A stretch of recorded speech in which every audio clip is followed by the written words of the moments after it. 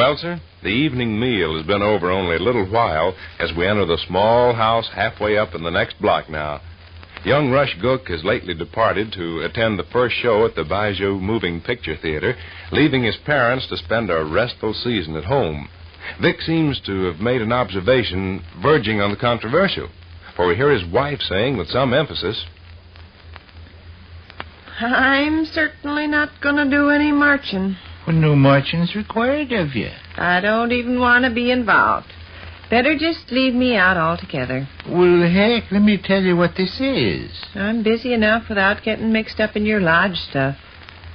That remark sounds just a shade harsh, Sadie. Person don't mean to sound harsh, of course, and I'm not belittling your lodge the least bit, but I got my own thing I belong to, Thimble Club, and I think you ought to keep your organization separate. You're jumping at frightening conclusions without cause, kiddo. There's nothing alarming in the matter I'm trying to tell you about. You won't have to do any marching. You won't have to lift your little finger. You mentioned something about me being on a marching team. If you permit me, I'll explain. Will you permit me? Go ahead. Seems like every other day some darn lodge trash comes along to upset a person. There's no occasion for being upset in the present instance, Sadie. All right. This afternoon, I received a long-distance telephone call from H.K. Fleeber. That name is familiar, I trust. Grovelman, South Carolina guy. H.K. Fleeber is a consolidated kitchenware official of some importance. H.K. Fleeber is also an active and energetic worker in the sacred stars of the Milky Way. He belongs to your all-star marching team. I appreciate who he is. What do you want, long distance? You titter and guffaw. Why? Oh, I don't know. Every time you come home with stuff about your lodge, it always turns out to be a headache.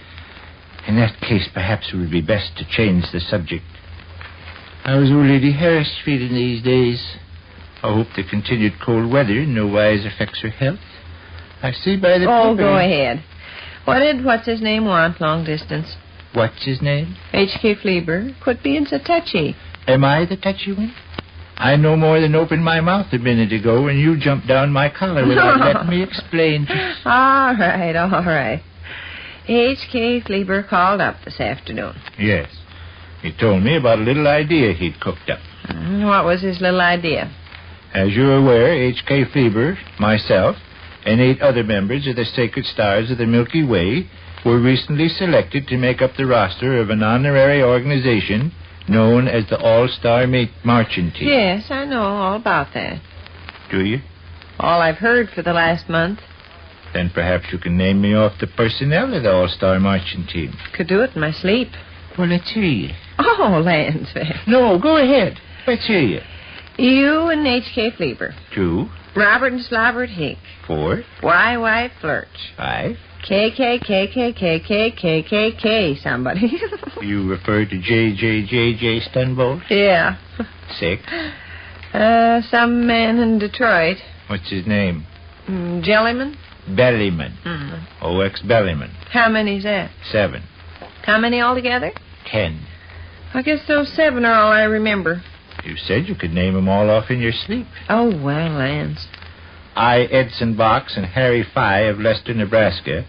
Homer U. McDancy of East Brain, Oregon. Oh, sure, that McDancy gink. So far, so good.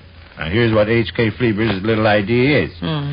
He feels it would be a fine, appropriate gesture if an organization to be known as the Ladies Auxiliary All-Star March... I'm not going to march. You don't have to march. Who said anything about your marching? Forget about marching. Well, that certainly sounds... Would you let a poor half-wit tell me what he's trying to tell? Go ahead, but I'm not going to march. Would you mind handing me the piece of newspaper there by your feet, Sadie? I have not as yet read the financial page. Oh, tell what you want to tell. H.K. Fleeber's going to get up a ladies' auxiliary marching team. Who's going to be on it? Wives of you all-star fellows? Yes. Well? Members of the Ladies' Auxiliary All-Star Marching Unit serve merely in an honorary capacity. An honorary capacity and nothing more. There will be no necessity for actual marching. Do you have that fact fixed in your mind now? Do you or don't you? Yes. What next?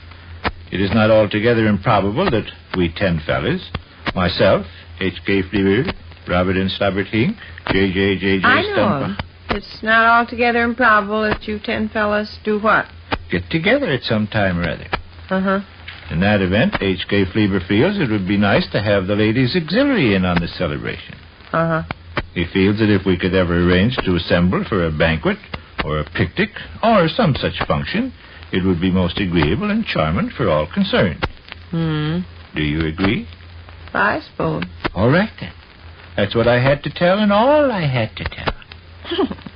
I never meant to be mean about it, Vic. Perfectly all right. I'm glad to get included in your nice lodge trash. Think no more about it. Some of your marching team fellows don't have wives, do they? The majority of them don't have wives. Well, the ladies' auxiliary won't be very large then, will it? The full complement of members is to be reached in different ways. How do you mean? Well, H.K. Fleaver wants 10 ladies in the group. Since there aren't 10 wives, he plans to augment the roster by having the various fellows provide other persons. Oh? As it happens, only 4 guys on the all-star marching team are married men. You and H.K. Fleaver and who else? Edson Box and Harry Fye. Oh. Leave 6 lugs who have to provide substitutes. Substitutes? Yes, to make up a quota of 10 ladies. O.X. Bellarmine of Detroit, Michigan, for instance, has a sister. Oh. His sister will be offered membership in the ladies' auxiliary. Uh-huh. Homer U. McDancy of East Brain, Oregon, has only one female relative, his grandmother. Grandmother? Yes. Probably she'll be offered membership in the ladies' auxiliary. How old is Homer U. McDancy? 47. His grandma, then, must be a pretty elderly lady. In her 90s, I believe, but very active and healthy. I don't imagine she'll want to march much. Sade, how many times must I tell you there's to be no marching? Well, ladies' auxiliary marching team. Sticks in a person's noodle, there's marching in connection. Mm-hmm. How about Larry Pye and O. Epson Fox? Harry Fye and Edson Bach. Yeah. What ladies they gonna supply? Harry Fye plans to be married early in the year 1948. His fiancée, a Miss Gilly McDermott, will represent him on the ladies' auxiliary. Bedson Knox? Edson Box. How about him? Edson Box has a grown daughter by a previous marriage. I understand her name is to be submitted for membership. Gonna be kind of a mixed-up outfit. In what way? I mean, when we all get together for this dandy picnic, we'll have wives and sisters and sweethearts and grandmothers and daughters and everything else. I see no objections to such an assemblage. Oh.